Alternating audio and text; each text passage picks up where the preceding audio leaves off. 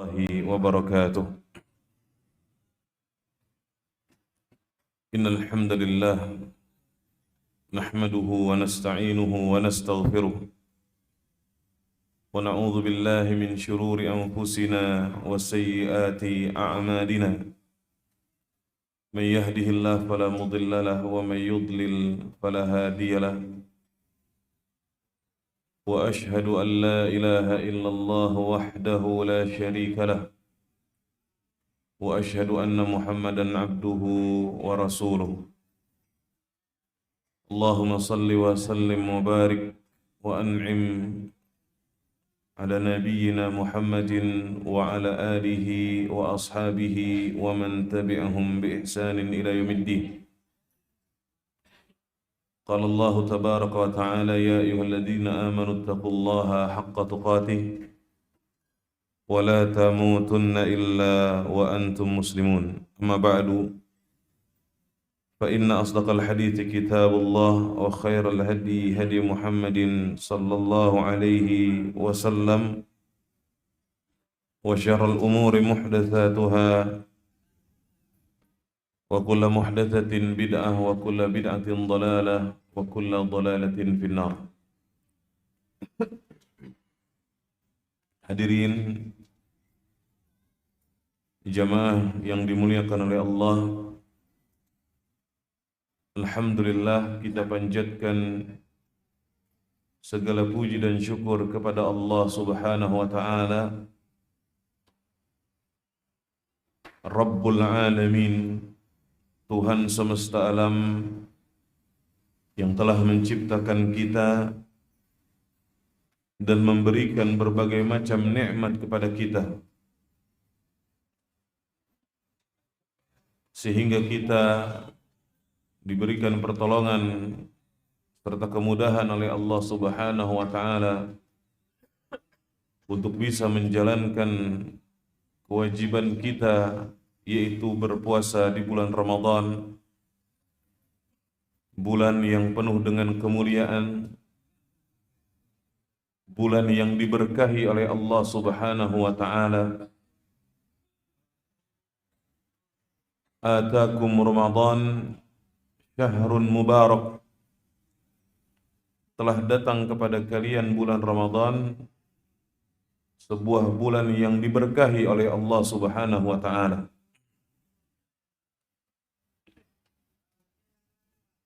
Ada seruan yang disebutkan di dalam hadis di bulan Ramadan ini: ya baghiyal khairi aqbil wa ya baghiyasy syarri aqsir. Wahai yang mengharapkan kebaikan, maka sambutlah Ramadan dengan ketaatan, dan yang mengharapkan keburukan, maka kurangi dan tinggalkan keburukan di bulan Ramadan. Di bulan ini kita diwajibkan oleh Allah Subhanahu wa taala untuk berpuasa. Sebagaimana firman-Nya, ya ayyuhalladzina amanu kutiba alaikumus shiyam kama kutiba alal ladzina min qablikum la'allakum tattaqun. Wahai orang-orang yang beriman, telah diwajibkan atas kamu berpuasa sebagaimana telah diwajibkan kepada orang-orang sebelummu. Tujuan daripada berpuasa adalah la'allakum tattaqun, agar kamu bertakwa kepada Allah Subhanahu wa taala. Satu tujuan yang harus dipahami oleh orang yang berpuasa. Berpuasa itu adalah dalam rangka menjalankan ketaatan. Berpuasa bulan Ramadan adalah merupakan salah satu bentuk menjalankan rukun agama Islam, yang mana agama Islam itu dibangun di atas 5 pilar. Rasulullah sallallahu alaihi wasallam bersabda dalam hadis yang diriwayatkan oleh Imam Al-Bukhari dan Muslim, buniyal Islamu ala khamsin. Agama Islam itu dibangun di atas 5 pilar. Syahadati an la ilaha illallah wa anna Muhammadar Rasulullah. Yang pertama apa? 2 kalimat syahadat. Bersaksi bahwasanya tidak ada Tuhan yang berhak untuk disembah dengan benar kecuali Allah. Dan bersaksi bahwasanya Muhammad adalah hamba dan utusan Allah. Ini yang pertama, pilar agama Islam yang pertama adalah 2 kalimat syahadat. Yang kedua kata Rasulullah, wa iqamis salah, menegakkan salat, di mana dalam sehari semalam kita diwajibkan untuk mengerjakan salat sebanyak 5 waktu. Wa ita'iz zakah, yang ketiga kita diwajibkan untuk mengeluarkan zakat, yaitu zakat harta yang apabila sudah mencapai nisab dan sudah melalui 1 haul, maka wajib dikeluarkan zakatnya. Wa hajjil baiti, yang keempat pergi haji ke Baitullahil Haram. Dan yang kelima, wa shaumi Ramadan, berpuasa pada bulan Ramadan. Berpuasa di bulan Ramadan ini punya keutamaan yang sangat besar, jamaah yang dimuliakan Allah. Salah satu keutamaan yang paling terbesar dari berpuasa di bulan Ramadan adalah diampuninya dosa-dosa kita oleh Allah Subhanahu wa ta'ala. Sebagaimana Rasulullah sallallahu alaihi wasallam, beliau bersabda dalam hadis yang diriwayatkan Al-Bukhari dan Muslim, "Man shama Ramadhana imanan wa ihtisaban, ghufira lahu ma taqaddama min dhanbi, wa man qama Ramadhan imanan wa ihtisaban, ghufira lahu ma taqaddama min dhanbi." Barang siapa yang berpuasa Ramadan karena keimanan dan karena mengharapkan pahala dari Allah, maka niscaya akan diampuni dosa-dosanya yang telah lampau. Dan barang siapa yang mengerjakan qiyam di bulan Ramadan, yaitu mengerjakan salat malam di bulan Ramadan yang kita kenal dengan salat tarawih, karena iman dan karena mengharapkan pahala dari Allah, maka niscaya akan diampuni dosa-dosanya yang telah lampau. Begitu juga di dalam hadis disebutkan, walillahi utaqa minan nar. Allah itu punya daftar orang-orang yang akan dibebaskan dari api neraka.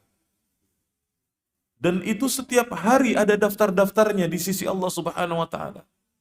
Sehingga orang yang berpuasa di bulan Ramadan dengan keimanannya dan dengan mengharapkan pahala dari Allah, dosa-dosanya akan diampuni oleh Allah Subhanahu wa ta'ala. Begitu juga Allah akan membebaskan dia dari api neraka. Tapi orang yang seperti apa yang akan diampuni oleh Allah dosa-dosanya? Puasa yang bagaimana yang seseorang itu akan dibebaskan dari api neraka? Yang bagaimana? Kita tahu jamaah bahwa orang puasa itu dia tidak makan dan tidak minum. Tapi hakikat puasa itu bukan hanya sekedar menahan diri dari makan dan minum. Kalau ada orang berpuasa cuma menahan diri dari makan dan minum, tapi mulutnya masih loncer, masih suka berbohong, masih suka menghibahi orang lain, masih suka memfitnah orang lain. Ketika seseorang berpuasa dia menahan diri dari makan dan minum, tapi perbuatannya masih banyak maksiat-maksiat yang dikerjakan, masih banyak dosa-dosa yang dilakukan, maka orang yang seperti ini puasanya menjadi sia-sia. Rasulullah sallallahu alaihi wasallam bersabda di dalam hadis, "Laisa siyam minal akli wasyarabi." Hakikat puasa itu bukan berpuasa dari makan dan minum saja. Hakikat berpuasa bukan hanya berpuasa dari makan dan minum saja. Akan tetapi hakikat berpuasa juga harus menahan diri dari ar-rafath, ya, dia itu dari perkataan-perkataan yang jorok, begitu juga menahan diri dari perbuatan-perbuatan dosa dan maksiat. Wa kam min sha'imin hadduhu min siyamihi illa al-ju'i wal 'atash. Rasulullah mengatakan, jamaah yang dimuliakan Allah, betapa banyak orang yang berpuasa, dia hanya merasakan atau dia hanya mendapatkan lapar dan haus saja. Sedangkan dosa-dosanya tidak diampuni oleh Allah Subhanahu wa taala. Dia bukan termasuk orang yang dibebaskan oleh Allah dari api neraka. Suatu hari Rasulullah sallallahu alaihi wasallam menaiki mimbar. Pada tangga yang pertama Rasulullah sallallahu alaihi wasallam berhenti sejenak. Lalu kemudian mengucapkan amin. Kemudian naik kepada tangga yang berikutnya, Rasulullah berhenti lagi sejenak. Kemudian mengucapkan amin. Kemudian naik tangga yang ketiga, Rasul berhenti lagi sejenak. Dan kemudian mengucapkan amin. Maka para sahabat bertanya, "Kenapa engkau mengucapkan amin, wahai Rasulullah sallallahu alaihi wasallam?" Ternyata Rasulullah sallallahu alaihi wasallam didatangi malaikat Jibril yang mengabarkan, "Raghima anfun," celakalah, kata Rasulullah, orang yang disebutkan di dekatnya namamu, namun dia tidak bersalawat kepadamu, maka aku mengucapkan amin, kata Rasulullah. Kemudian yang kedua, celakalah orang yang mendapati kedua orang tuanya masih hidup, namun tidak menjadikan dia masuk ke dalam surga, maka aku pun mengucapkan amin, kata Rasulullah sallallahu alaihi wasallam. Yaitu anak yang selalu durhaka kepada kedua orang tua, yang selalu menyusahkan orang tuanya, yang selalu membuat orang tuanya kecewa dengan sikap dan perbuatannya. Padahal orang tua itu adalah pintu surga yang paling tengah. Maka celakalah orang yang mendapati kedua orang tuanya hidup, namun itu tidak menjadikan dia masuk ke dalam surga. Karena apa? Karena dia selalu berbuat durhaka kepada kedua orang tuanya. Yang ketiga, kata Rasulullah SAW, "Raghima anfun," celakalah orang yang melewati bulan Ramadan, namun dosa-dosanya tidak diampuni oleh Allah Subhanahu wa taala, maka aku pun mengucapkan amin, kata Rasulullah sallallahu alaihi wasallam. Bagaimana orang yang seperti itu? Orang yang telah mendapati bulan Ramadan, dia pun berpuasa di bulan Ramadan, dia berpuasa dari makan, dia berpuasa dari minum, tapi ternyata setelah bulan Ramadan dosa-dosanya tetap ada. Ternyata setelah bulan Ramadan dosa-dosanya tidak diampuni oleh Allah Subhanahu wa taala. Ternyata orang yang seperti ini, jamaah yang dimuliakan Allah, mereka adalah orang-orang yang tidak mengisi bulan Ramadan dengan ketaatan. Mereka tidak mengisi bulan Ramadan dengan amal saleh. Mereka pun tidak menjauhkan larangan-larangan Allah di bulan Ramadan. Jamaah yang dimuliakan Allah, bulan Ramadan ini adalah bulan tarbiyah. Bulan di mana kita seharusnya dididik dengan apa yang kita lakukan di bulan Ramadan. Salah satunya adalah seharusnya kita terdidik untuk meninggalkan apa-apa yang dilarang oleh Allah. Seperti tadi yang kita ulang-ulang, orang yang berpuasa itu dia menahan dirinya dari makan dan minum di siang hari pada bulan Ramadan, yaitu saat dia sedang berpuasa. Padahal makan dan minum itu hukumnya apa jemaah? Boleh. Hanya saja ketika sedang berpuasa, makan dan minum ini dia tinggalkan. Kenapa? Karena sedang terlarang buat dia untuk makan dan minum saat sedang berpuasa. Di mana makan dan minum ketika dilakukan dengan sengaja saat sedang berpuasa, itu dapat membatalkan puasanya. Betul? Ada orang lagi puasa, di siang hari kehausan minum es teh, batal gak puasanya?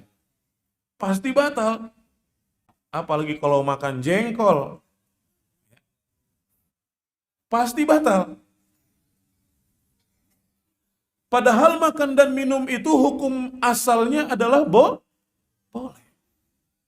Sekarang kita bayangkan ada orang yang menahan diri ketika sedang berpuasa dari makan dan minum, tapi masih berbohong. Padahal bohong itu hukumnya haram. Bagaimana mungkin dia meninggalkan sesuatu yang hukumnya halal saat sedang berpuasa, sedangkan yang hukumnya haram tetap dia kerjakan? Bagaimana puasanya diterima sama Allah? Bagaimana mungkin puasanya diterima sama Allah? Ya. Maka dari itu jamaah yang dirahmati oleh Allah Subhanahu wa taala, salah satu perkara yang merusak ibadah puasa kita adalah ketika lisan kita tidak dijaga. Ya. Rasulullah sallallahu alaihi wasallam beliau bersabda dalam sebuah hadis bahwasanya orang yang berpuasa tapi dia masih berdusta, man lam yada qaulaz zur wal amala bihi falaysa lillahi haja fi an yada'a ta'amahu wa syarabahu, kata Rasulullah sallallahu alaihi wasallam dalam hadis yang diriwayatkan oleh Imam Al-Bukhari. Barang siapa yang tidak meninggalkan kedustaan, yaitu pada saat dia sedang berpuasa, dia tetap berdusta. Ketika dia berjualan, dia berbohong dengan jualannya. Dia berbohong dengan barang dagangannya. Ketika dia mengobrol dengan orang, bercerita kepada orang, dia pun berbohong dengan ceritanya. Ketika dia berjanji kepada orang lain, dia mengingkari janjinya, dia berbohong dengan janji. Maka orang yang berpuasa ketika masih seperti itu, man lam yada qaulaz zur wal amala bihi, kata Rasulullah. Barang siapa yang tidak meninggalkan kedustaan, yaitu pada saat sedang dia berpuasa, dia tetap berbohong, dia tetap berdusta, dia tetap menipu orang lain, ya, dia tetap berbuat curang, falaisa lillahi haja, maka Allah Subhanahu wa taala tidak butuh dari puasanya di mana dia meninggalkan makan dan minumnya tersebut. Allah tidak butuh kepada puasa orang yang seperti itu. Walaupun memang kewajibannya gugur, tapi puasanya tidak diterima oleh Allah Subhanahu wa taala. Betapa meruginya orang yang seperti itu. Dia sudah capek berusaha untuk menahan diri dari makan dan minum. Dia sudah capek berpuasa seharian. Tapi karena dia masih berbohong, dia masih menipu orang, dia masih ingkar janji, ternyata puasanya di sisi Allah Subhanahu wa taala tidak diterima oleh Allah Subhanahu wa taala. Betapa ruginya orang yang seperti itu.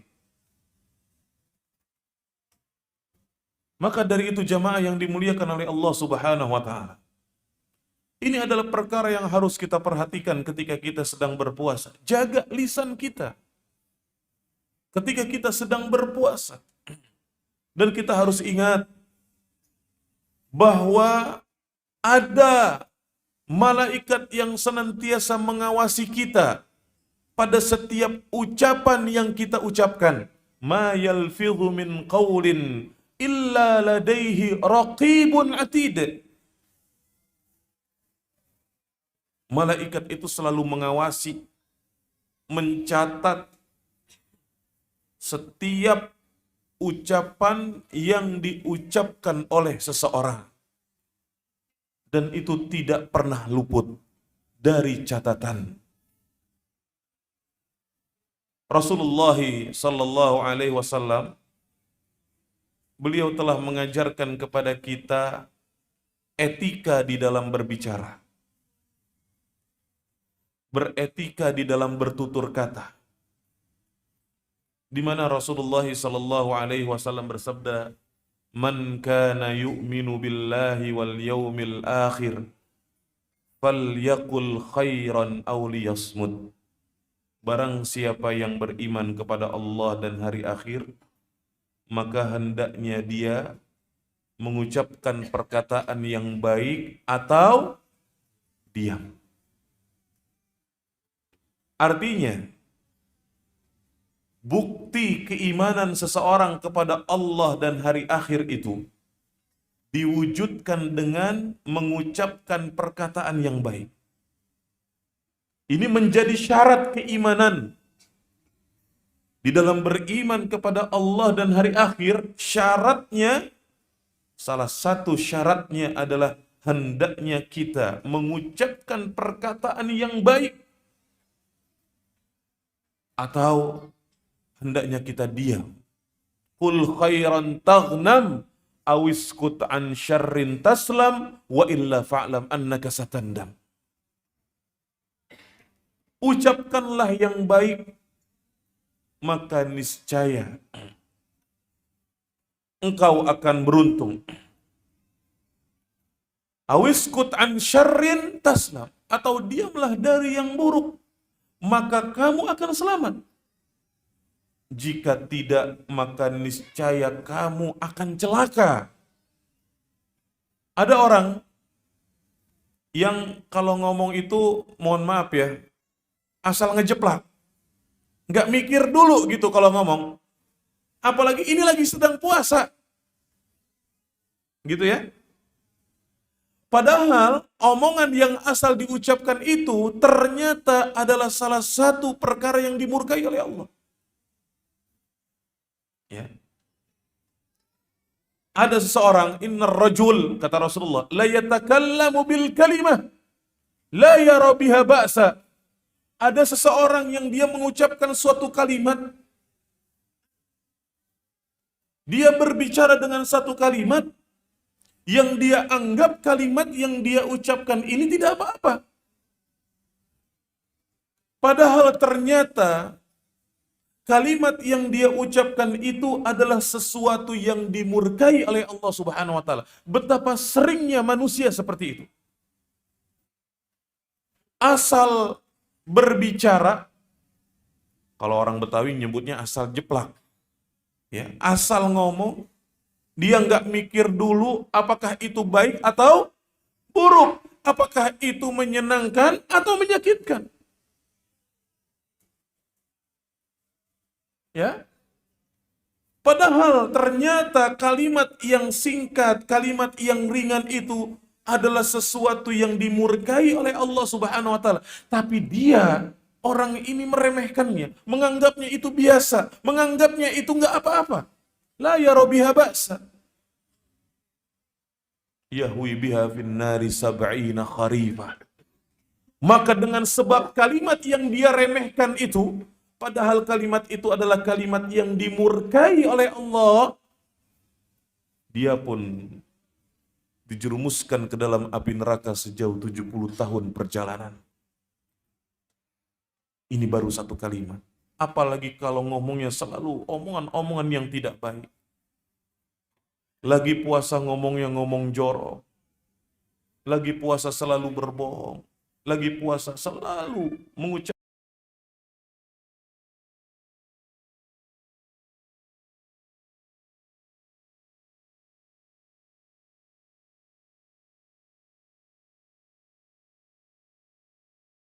kata-kata yang dimurkai oleh Allah Subhanahu wa ta'ala. Apalagi kalau itu diremehkan jamaah. ngomong-ngomong yang kotor ketika sedang berpuasa. Ini salah satu bentuk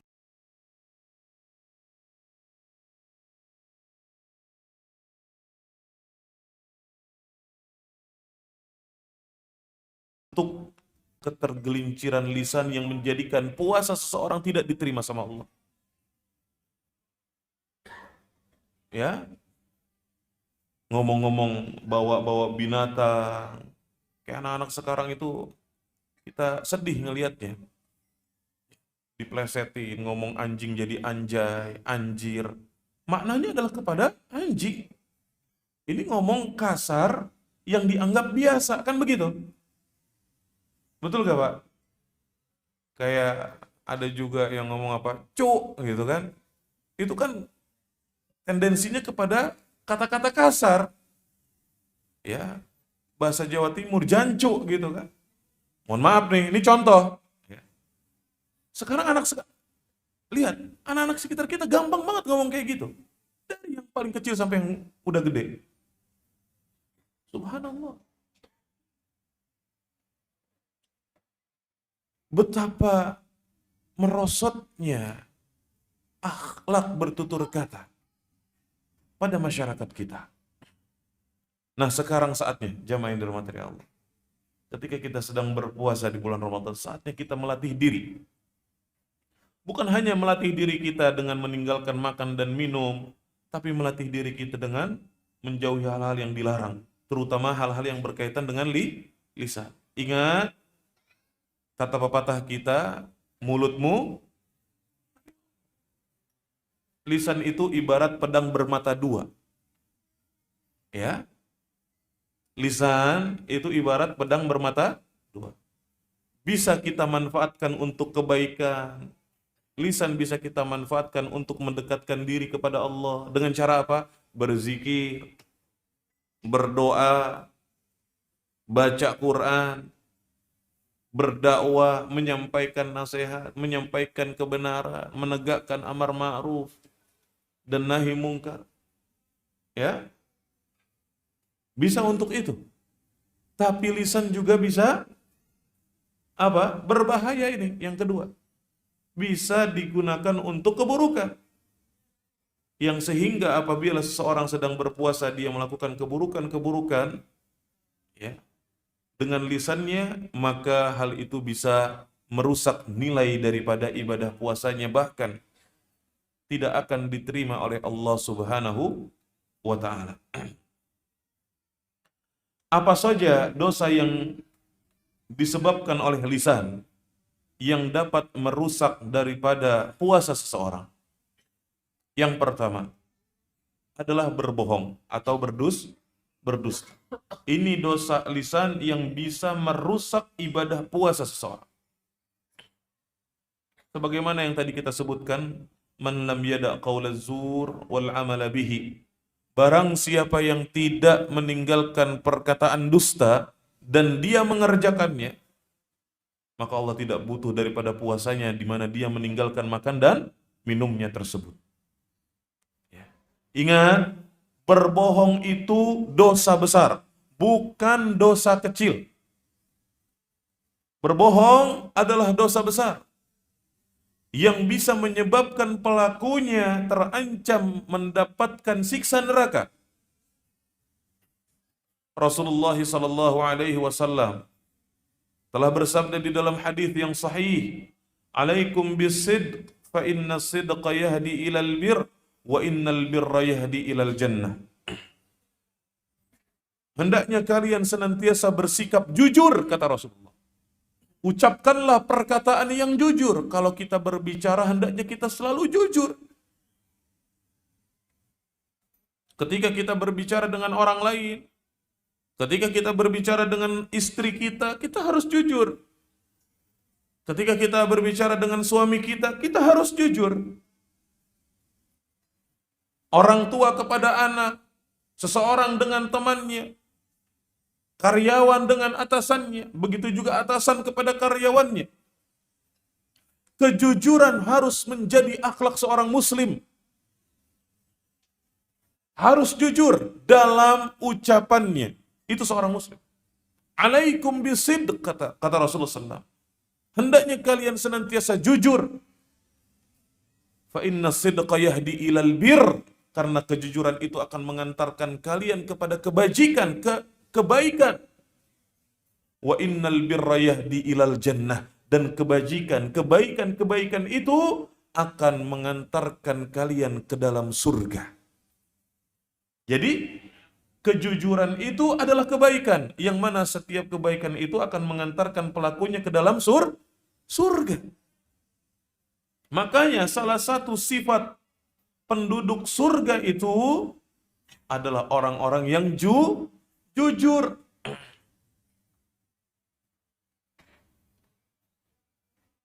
Allah Subhanahu wa taala telah berfirman di dalam Al-Qur'an, ya. May yuti'illaha war rasul, barang siapa yang mentaati Allah dan Rasul, fa ulaika ma'al ladzina an'ama Allahu 'alaihim minan nabiyyin was-siddiqin wasyuhada'i was-shalihin wa hasuna ulaika rafiqa. Mereka ini orang-orang yang patuh, berbakti kepada Allah, taat kepada Allah dan juga taat kepada Rasulnya sallallahu alaihi wasallam. Maka mereka ini akan dikumpulkan bersama siapa? Bersama para nabi, bersama para siddiqin, yaitu orang-orang yang jujur. Ya.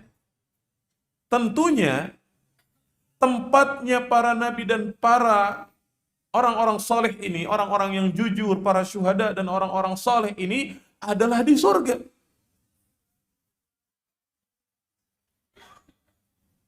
Inilah yang akan didapatkan oleh orang-orang yang senantiasa menghiasi dirinya dengan akhlak kejujuran. Kemudian kata Rasulullah sallallahu alaihi wasallam, "Wa may yazalu ar-rajul yasduq wa yataharra sidqa hatta yuktaba 'indallahi siddiqa." Apabila seseorang itu senantiasa berlaku jujur dan berusaha untuk jujur, selalu berusaha untuk jujur.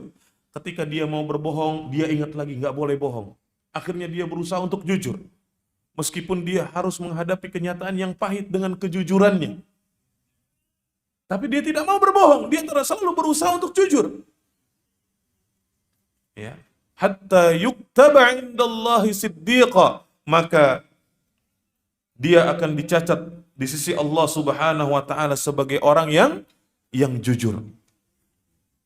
Kemudian kata Rasulullah, "Wa iyyakum wal kadhib, fa innal kadhiba yahdi ilal fujur, wa innal fujura yahdi ilan nar." Dan jauhilah dusta, kata Rasulullah. Tinggalkan. Kedustaan itu harus kita jauhkan, jamaah. Bohong itu harus kita tinggalkan, jamaah. Tidak boleh sekali-kali pun kita berbohong dan berdusta. Dan kata orang, bohong itu bikin nagih. Bohong itu bikin candu. Sekalinya seseorang itu dia berani berbohong, maka bisa jadi dia akan terus berbohong dalam hidupnya. Ya, berbohong ketika bercerita, berbohong ketika berjanji, seperti misalnya orang yang hendak berhutang. Ya, salah satu ciri orang yang banyak berhutang, dia akan bohong. Makanya Rasulullah berlindung kepada Allah dari hutang. Kata Rasulullah dalam doanya, "Allahumma inni a'udzubika minal ma'thami wal maghram." Ya Allah, aku berlindung kepadamu dari terjerumus ke dalam dosa dan dari hutang. Ketika ditanya kenapa Rasulullah SAW berlindung dari hutang, kata Rasulullah, "Innar rajul idza gharima haddatha fakadzaba wa wa'ada fa akhlafa." Sesungguhnya seseorang itu kalau dia sering berhutang, maka supaya untuk mendapatkan hutangnya, ketika dia berbicara dia akan berbohong. Dan ketika dia berjanji maka dia akan ingkar. Ini salah satu kebiasaan orang yang banyak bohongnya. Apalagi sekarang bulan Ramadan, nanti menjelang Lebaran, ada tuntutan dari keluarga harus beli baju baru, harus beli sepatu baru, gitu ya. Nanti akan mulai banyak bermunculan orang-orang yang tadi banyak berbohong untuk mendapatkan hutang. Maka bertakwalah kepada Allah jamaah yang dirahmati Allah. Iyyakum wal kadzib fa innal kadziba yahdi ilal fujur. Bohong itu akan membawa kepada kejahatan. Dan kejahatan itu akan membawa pelakunya masuk ke dalam neraka. Wa innar rajul la yakdziba wa yataharral kadzib hatta yuktaba indallahi kadzdzaba. Apabila seorang itu selalu berdusta dan selalu berusaha untuk berbohong. Ya. Ketika dia mau cerita, tadinya nggak mau bohong, tapi supaya seru kayaknya enak nih ditambahin bumbu-bumbu kedustaan supaya seru. Akhirnya berbohong lagi.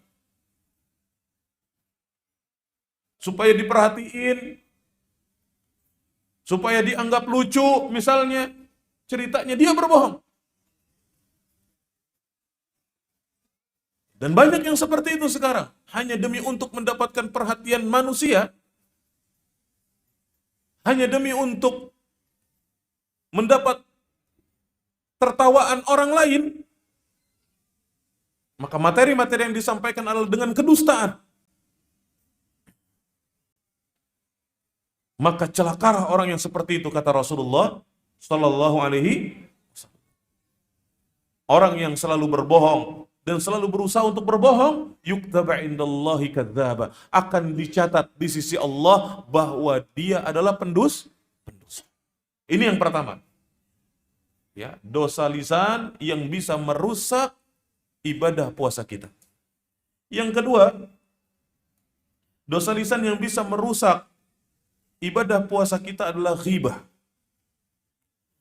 Ghibah itu didefinisikan sendiri oleh Rasulullah SAW dalam hadis. Ketika Rasulullah SAW bersabda, "Atadruna mal ghibah?"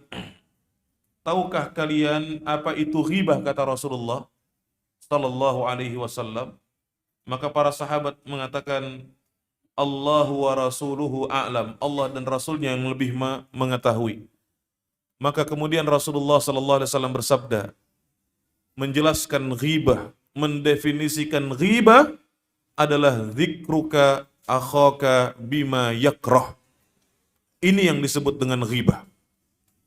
Ghibah itu, kata Rasulullah SAW, adalah menyebutkan kejelekan orang lain yang dia tidak suka didengarkan oleh orang lain. Ya. Menyebutkan kejelekan saudaramu yang tidak dia sukai didengarkan oleh orang lain. Yang tidak disukai apabila kejelekan itu diketahui oleh orang lain.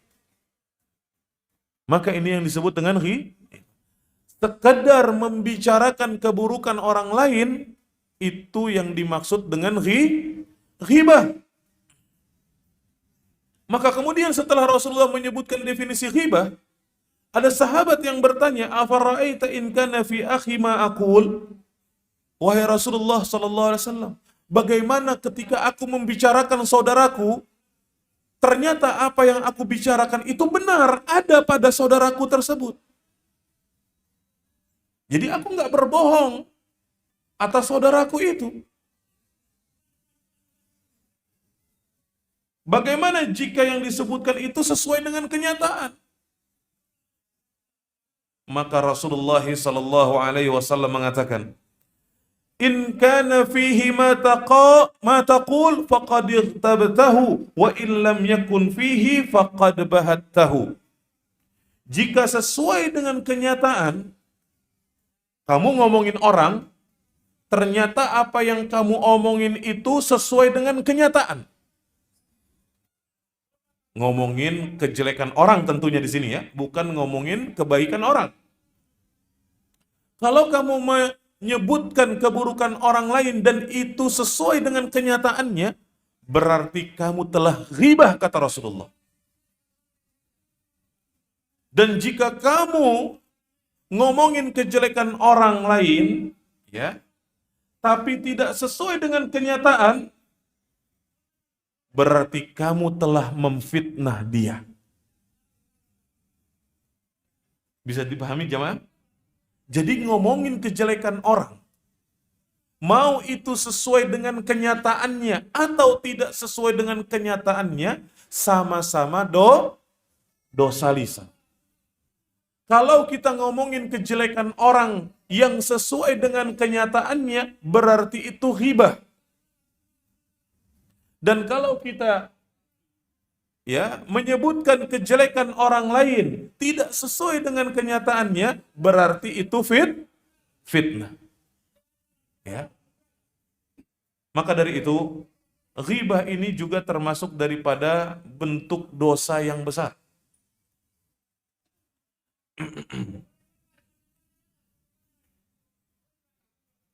Allah Subhanahu wa taala mengatakan wala tajassasu wala yaghtab ba'dukum ba'dha ayuhibbu ahadukum ay ya'kula lahma akhihi maitan fakarihtumuh. Diibaratkan oleh Allah di surat Al-Hujurat, orang yang melakukan ghibah itu seperti memakan bangkai saudaranya sendiri. Dan itu adalah sebuah keburukan. Itu adalah sesuatu yang tidak disukai oleh jiwa.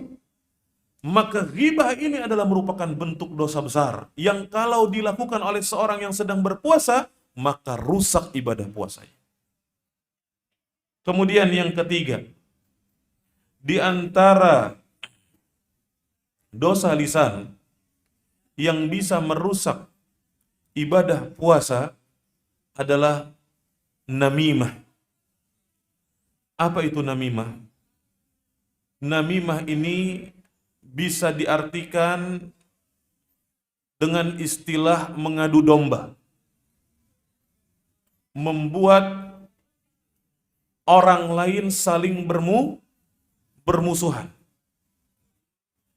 Misalnya ada seseorang datang kepada si A menjelek-jelekan si B. Kemudian dia juga datang kepada si B menjelek-jelekan si A.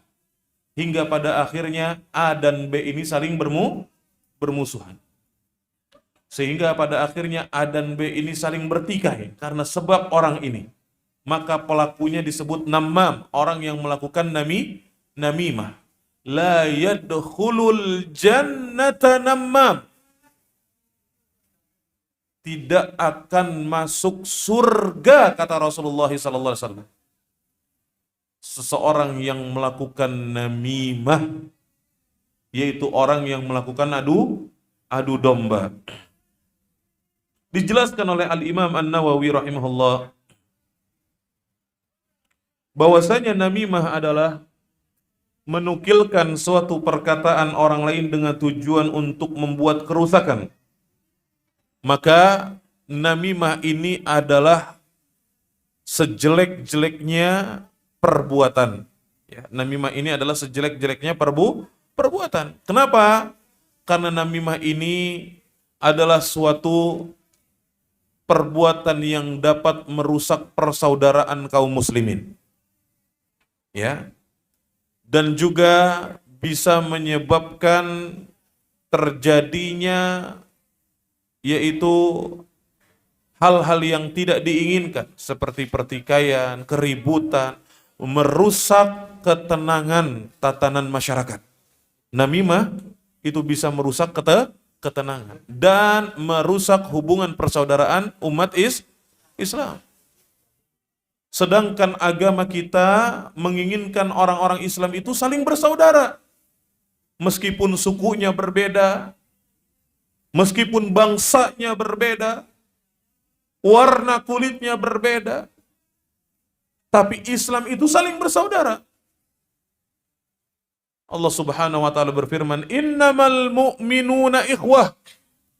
Sesungguhnya orang-orang yang beriman itu saling bersaudara. Rasulullah bersabda, al-muslimu akhul muslim.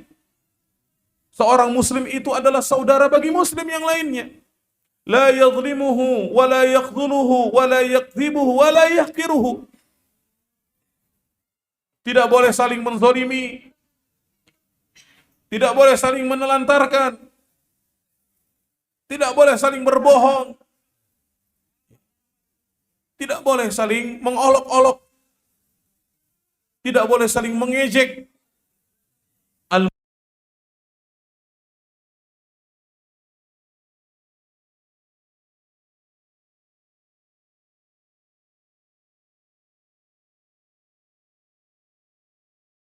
Muslimu akul muslim. Seorang muslim adalah saudara bagi muslim yang lainnya. Meskipun bukan satu ibu, bukan satu bapak, tapi sesama muslim adalah bersaudara. Yang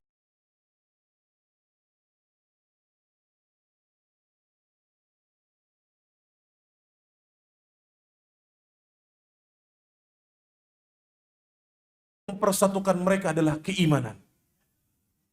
Makanya seorang muslim atas muslim yang lainnya punya hak yang harus ditunaikan.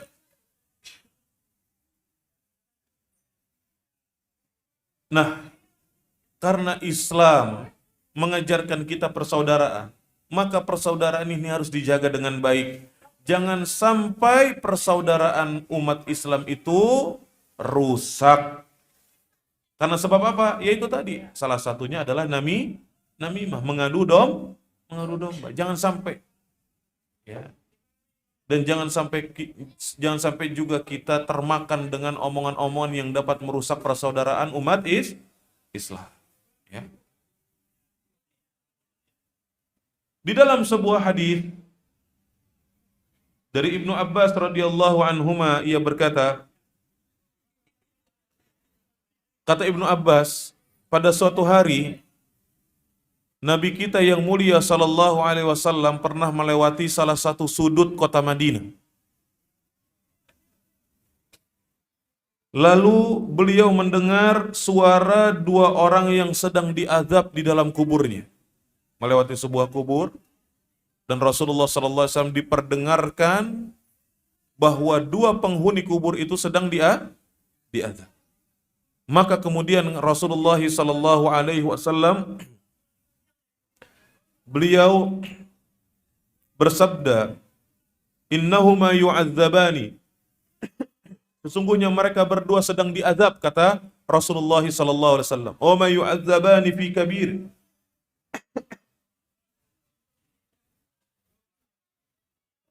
Kedua orang yang dikubur ini sedang diazab, kata Rasulullah. Dan keduanya diazab, ya, bukan pada perkara yang besar yang dianggap oleh manusia, padahal kedua perkara itu adalah perkara yang besar. Tapi manusia menganggapnya itu bukan perkara yang besar. Amma ahaduhuma, adapun yang satu, la yastatiru min baulihi. Yang satu diazab karena apa? Ya, tidak menutupi diri ketika buang air kecil. Buang air kecilnya sembarangan. Udah terlalu kebelet, ya, di pinggir tol, buka pintu langsung jer.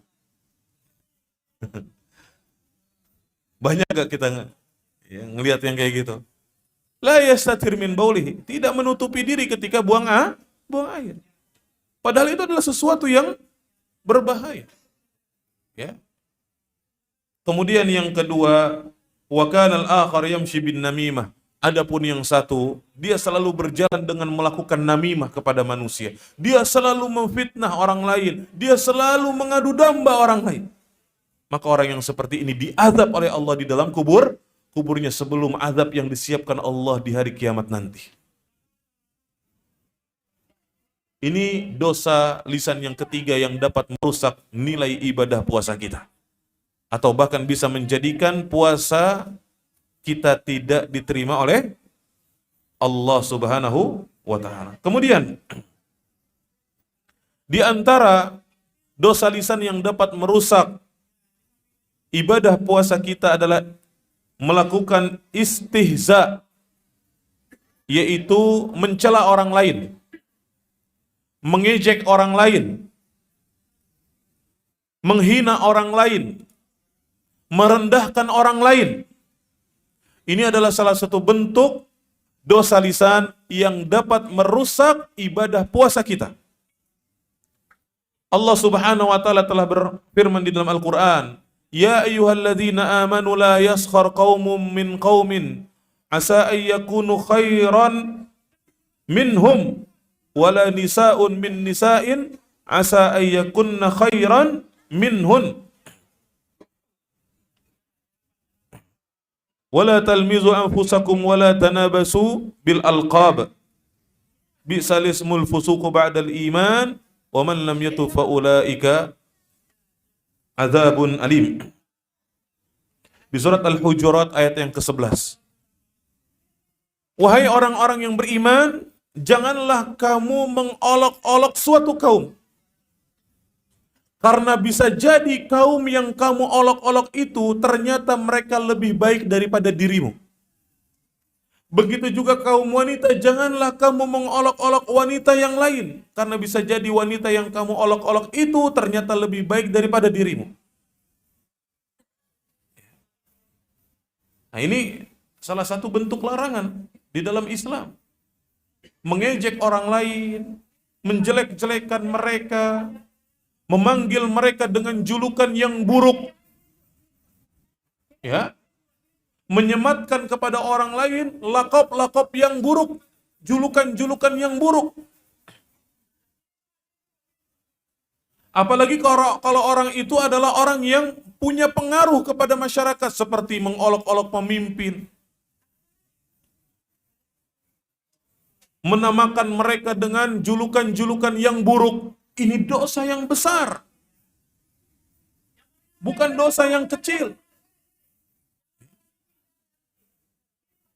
Atau misalnya mencela nasab mereka ketika sedang berpuasa, ya, saling mencela, misalnya dengan mengatakan dasar kamu anak tukang karbit. Ini salah satu bentuk mengolok-olok. Ya. Dasar kamu anak tukang kuli. Ya. Ada dua perkara kata Rasulullah SAW yang bisa menyebabkan seorang itu kufur. Dan ini adalah warisan tradisi orang-orang jahiliyah. At-ta'nu fil ansab wan niyahatu 'alal mayyit. Dua perkara. Yang pertama mencela nasab garis keturunan, dan yang kedua meratap terhadap mayit. Ini dua perkara yang membuat seorang bisa kufur. Mencela itu nggak boleh, jamaah. Laisal mu'min bit-ta'an walal la'an walal fahish walal badhi. Orang yang beriman itu tidak suka mengucapkan kata-kata laknat, mencela, mencaci, memaki, berkata-kata kotor. Orang mukmin tidak seperti itu. Ya, maka salah satu dosa lisan yang bisa merusak nilai ibadah puasa seorang adalah istihza, yaitu suka mengejek orang lain.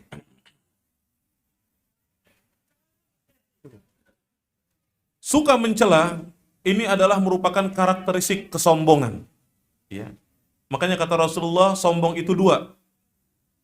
Batarul haq wa ghamtun nas. Menolak kebenaran dan merendahkan orang lain. Nah, ini macam-macam dosa lisan yang bisa merusak nilai ibadah puasa kita, yang harus kita waspadai, yang harus kita jauhi.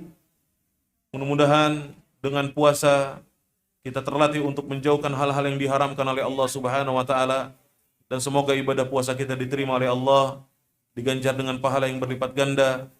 Begitu juga dengan qiyam kita, semoga diterima oleh Allah dan diganjar dengan pahala yang berlipat ganda. Semoga Allah memberi taufik kepada kita untuk melakukan ketaatan di bulan Ramadan ini, serta diberikan keistiqomahan di atas jalan yang hak sampai akhir kehidupan kita nanti. Kurang lebihnya mohon maaf. Yang benar dari Allah, kesalahan dari saya. Nasallallahu salamatu wal afiyah. Wa sallallahu wasallam wa barak ala nabiyyina Muhammad wa ala alihi wa sahbihi wasallam. Subhanakallahumma wa bihamdika asyhadu an la ilaha illa anta astaghfiruka wa atubu ilaik. Wassalamualaikum warahmatullahi wabarakatuh.